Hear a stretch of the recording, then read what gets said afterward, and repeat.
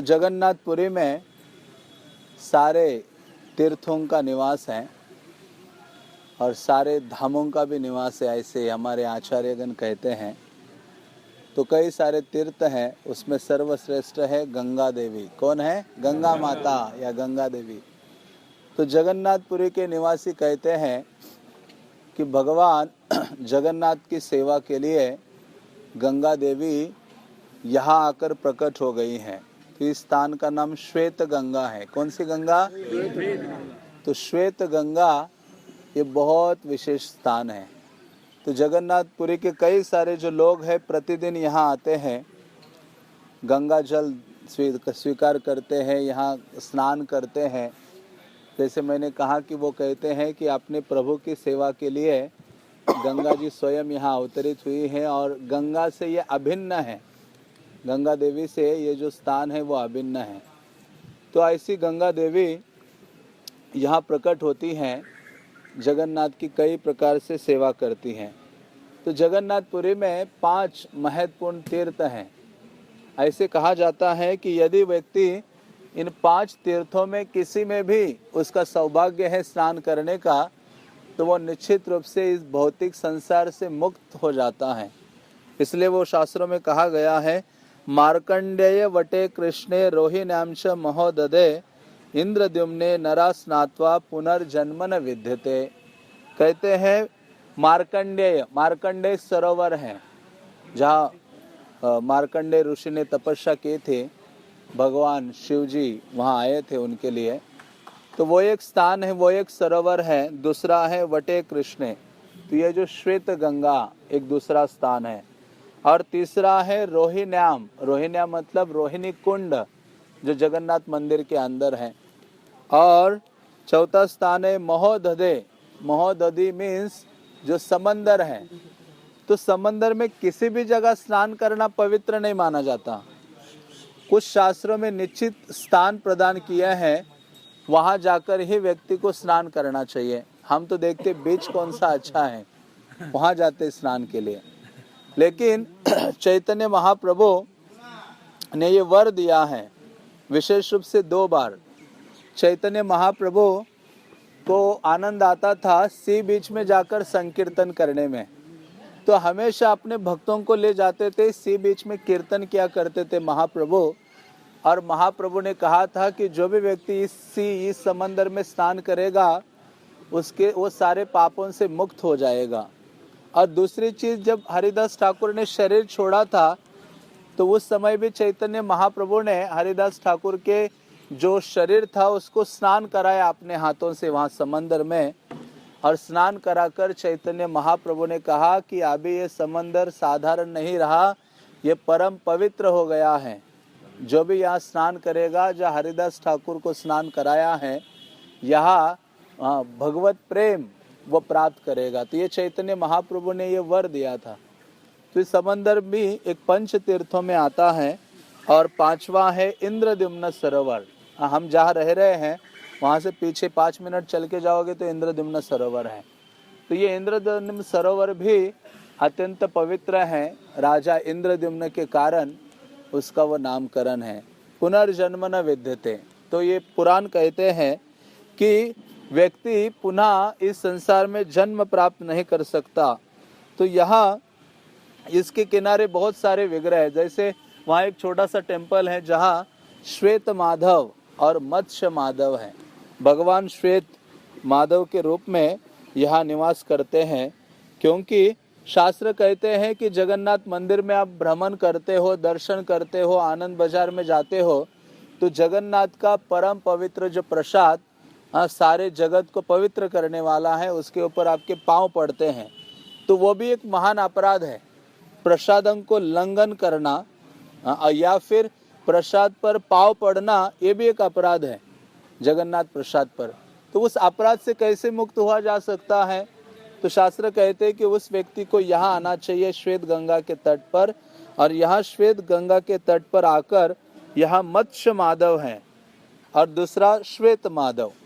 तो यहाँ आकर मत्स्य माधव या श्वेत माधव भगवान का दर्शन करने से व्यक्ति उस अपराध से मुक्त होता है, क्योंकि जगन्नाथ प्रसाद हाँ, जगन्नाथ भात जग पसारे हाथ, ऐसे कहते कि इतना पावन है कि जो भी सारा संसार हाथ आगे करके खड़ा है जगन्नाथ का भात रूपी प्रसाद प्राप्त करने के लिए। तो यहाँ जो विग्रह है श्वेत माधव, उनका जगन्नाथ से बहुत विशेष संबंध है, क्योंकि यहाँ एक राजा हुए थे महाराज श्वेत। हाँ, तो भगवान क्या करते हैं, त्रेता युग में ये राजा हुए थे, और ये जब हमेशा जगन्नाथ टेम्पल में जाते थे तो उस समय इनको लगता था कि मैंने कुछ भगवान के लिए बनाना चाहिए, कुक करना चाहिए। तो ये रोज खिचड़ी बनाकर लाते थे, स्वयं राजा। हाँ, खिचड़ी बना के जगन्नाथ के लिए ले जाते थे। जैसे भागवतम में महाराज अम्बरीश का वर्णन आता है, राजा होकर भी उन्होंने ऐसे नहीं कि लोग आजकल घरों में बड़े बड़े मंदिर बनाते घर के अंदर, जो धनी लोग हैं, और बड़े बड़े मार्बल के विग्रह लाते जयपुर वृंदावन से, और वो सेवा खुद नहीं करेंगे, उसके लिए भी एक नौकर सेवक या पुजारी रखेंगे, और वो कहेंगे कि हमारे यहाँ बहुत सेवा हो रही है, लेकिन खुद कुछ नहीं करेंगे भगवान के लिए। तो लेकिन राजा अम्बरीश का वर्णन आता है कि वो खुद सारी सेवाएं करते थे।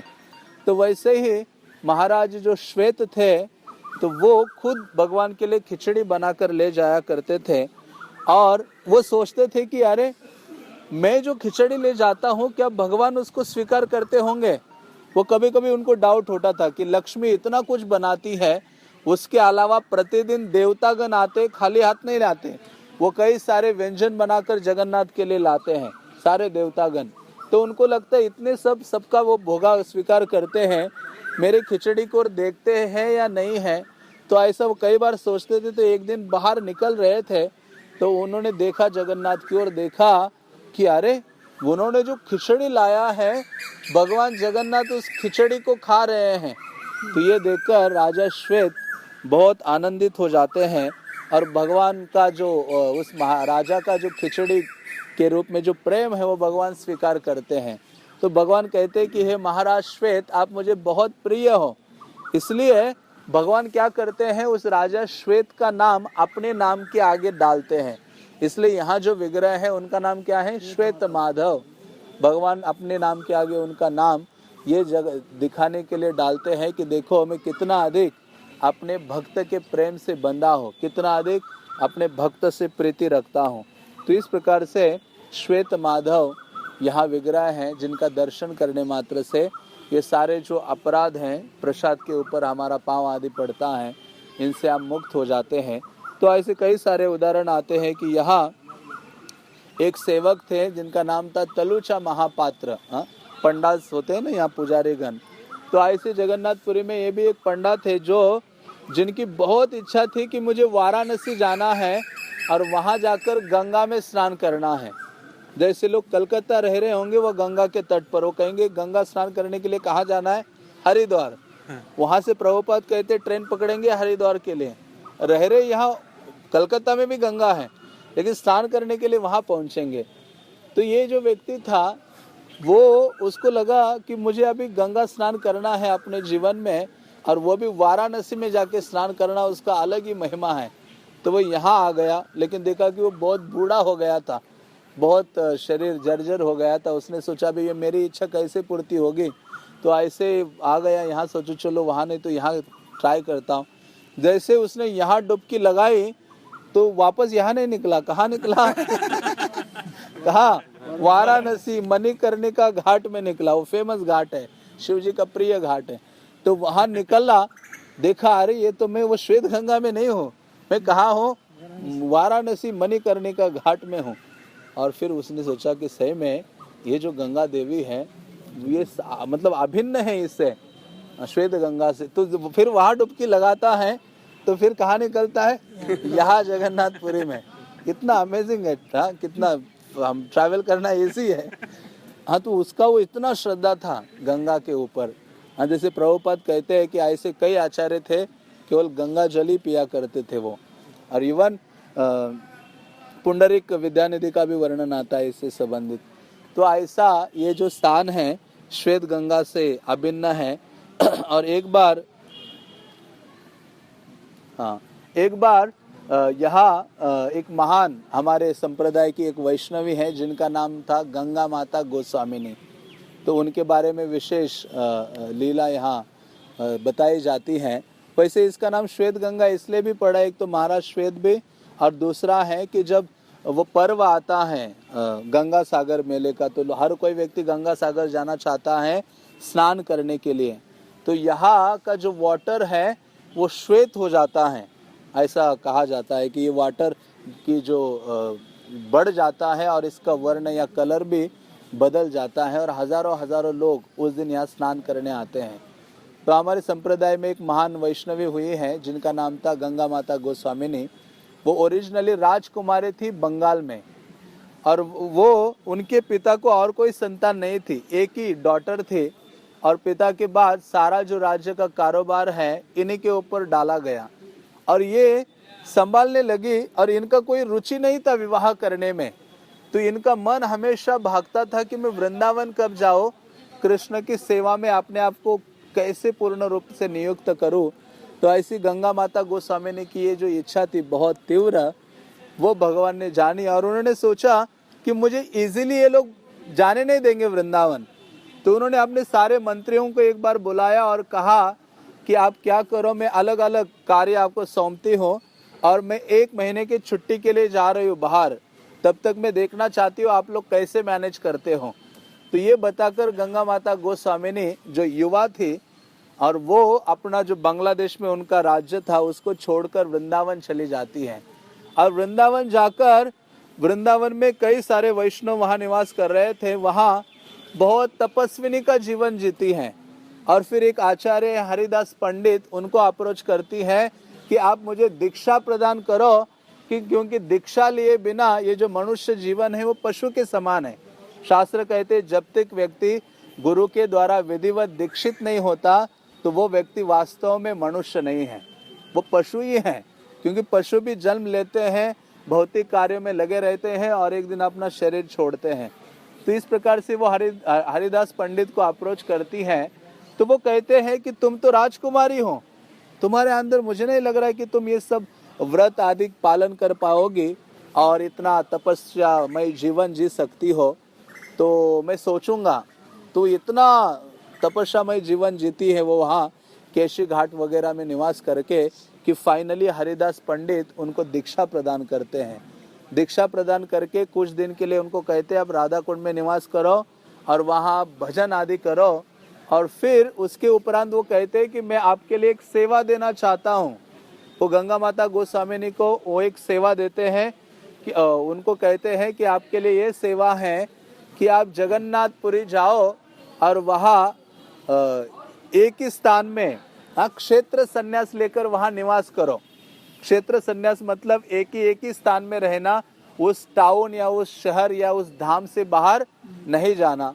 तो ये जब उनको ये व्रत दिया, ये सेवा दी, तो ये गंगा माता गोस्वामिनी को और भी ये कहा कि सार्वभौम भट्टाचार्य चैतन्य महाप्रभु के एक महान भक्त हुए हैं, उनका जो स्थान है वो अभी बिल्कुल ही खराब हो गया है या उजड़ा हुआ है, आप जाकर उनके विग्रहों की आराधना करो, वहाँ सेवा आदि करो और उनके स्थान को स्थापित करो। तो ये सेवा उनको दी।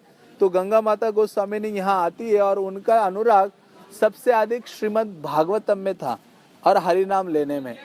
तो गंगा माता गोस्वामिनी जब भागवत के बारे में बोलती थी तो ऐसे कहा जाता था कि जगन्नाथपुरी के हजारों हजारों लोग उनसे सुनने के लिए आया करते थे। इवन जो राजा मुकुंद देव थे उस समय, वो भी गंगा माता गोस्वामिनी से श्रीमद् भागवतम की चर्चा सुनने के लिए आकर उनके चरणों में बैठा करते थे, अपने मंत्रियों के समेत और पंडाओं के समेत। तो इस प्रकार से गंगा माता गोस्वामिनी का बहुत अधिक वर्चस्व था और बहुत अधिक विनम्र थी। तो ऐसे गंगा माता गोस्वामिनी यहाँ ही इसी तट पर, ये जो दिख रहा है घर सामने, उधर ही वो आश्रम है, वहाँ निवास करते थे। तो एक बार उनको लगा कि मुझे क्या करना है, माघ ये जो मेला था गंगा सागर मेला, मुझे गंगा में स्नान करना है, लेकिन मैं तो जा नहीं सकती गंगा सागर, क्योंकि मैंने क्षेत्र संन्यास लिया है कि जगन्नाथपुरी से बाहर कभी भी जीवन में कदम नहीं रखूंगी या बाहर नहीं जाऊंगी। तो वो यहाँ श्वेत गंगा में स्नान करने के लिए आए और उनकी वो डिजायर थे। तो इतना अधिक, ऐसे कहा जाता है कि पानी इतना अधिक उछलने लगा कि ये जल यहाँ से पहुँचता है जगन्नाथ टेम्पल में, और गंगा माता गोस्वामिनी को भी लेकर वो जल अंदर पहुँच जाता है। हाँ, जब रात्रि में भगवान के पट बंद थे, फिर भी जल के साथ गंगा माता गोस्वामिनी बिल्कुल अंदर थी, गर्भगृह में थी। तो बाहर जब सिक्योरिटी गार्ड्स थे, उन्होंने सोचा कि अंदर से कैसी आवाजें आ रही है। सुबह सुबह जब जल्दी किवाड़ खोले तो देखा कि सबकी जो सब एक महान भक्त के रूप में जिनको देखते थे, वो तो मंदिर के अंदर पहुंच गई है, गर्भगृह में है। सबको लगा कि ये तो चोरी करने के लिए आई होगी, भगवान के अलंकार आदि। हाँ, तो उनको दंड देने का प्रयास किया जा रहा था। तो राजा जो मुकुंद देव थे, भगवान जगन्नाथ उनके स्वप्न में आते और वो कहते हैं कि हे मुकुंद देव, ये गंगा माता गोस्वामिनी महान भक्त हैं, और ये इनको किसी भी प्रकार का दंड आदि देने का प्रयास मत करो, बल्कि तुम अपने मंत्रियों के साथ उनके पास जाओ और उनसे दीक्षा लो। तो ऐसा वर्णन आता है कि पुरी के जो गजपति राजा मुकुंद देव है, वो गंगा माता गोस्वामिनी से दीक्षा लेते हैं, और वो उनको कहते हैं कि हे गंगा माता गोस्वामिनी, मैं उनका नाम तो इसके कारण पड़ा, जब वो गंगा इसमें स्नान करके वो भगवान के चरणों में पहुंची। और फिर जब मुकुंद देव कहता है कि मैं आपकी सेवा करना चाहता हूँ, बताइए मैं कैसे आपके लिए धन दूँ, आपके लिए क्या आश्रम बनाऊँ, क्या क्या करो। तो वो कुछ नहीं मांगती। वो क्या मांगती हैं कि हे राजा मुकुंद देव, आप कुछ मुझे देना चाहते हो तो एक दो कि रोज मेरे लिए थोड़ा जगन्नाथ का प्रसाद मुझे प्राप्त होना चाहिए, इसके अलावा मुझे किसी और चीज़ की कामना नहीं है। तो ऐसा उनका विशेष मनोभाव या एटीट्यूड था, जिससे भगवान जगन्नाथ अति प्रसन्न हुआ करते थे। तो इस प्रकार से ये जो स्थान है, शास्त्र कहते हैं कि जगन्नाथपुरी से अभिन्न है। जगन्नाथपुरी ये गंगा से अभिन्न ये स्थान है, श्वेत गंगा, जहाँ हमें आचमन करना चाहिए। अधिकतर डिवोटीज आते तो कई बार स्नान भी कर लेते हैं, लेकिन हमारे लिए संभव नहीं है। आचमन और स्नान में कोई अंतर नहीं है। तो आप हो सके तो आचमन कीजिए, जल का थोड़ा पान कीजिए, और फिर गंगा माता को या प्रार्थना कीजिए कि जैसे वो भगवान के चरणों में निवास करती हैं, सारे जगत को पावन करती हैं, उसी प्रकार से हमारे ऊपर कृपा करे और हम पावन हो जाएं। हरे कृष्णा कृष्णा कृष्णा हरे हरे, हरे राम राम राम हरे हरे। तो अभी हम श्वेत माधव का दर्शन करेंगे। श्वेत माधव, मत्स्य माधव, दोनों माधव वहाँ हैं। वो राजा के साथ भगवान वहाँ बैठे हुए हैं। और उसके बाद हम जाएंगे सार्वभौम भट्टाचार्य के घर में, इधर से सीढ़ियाँ चढ़ेंगे तो उसमें पहुँच जाएंगे हम। हरे कृष्णा।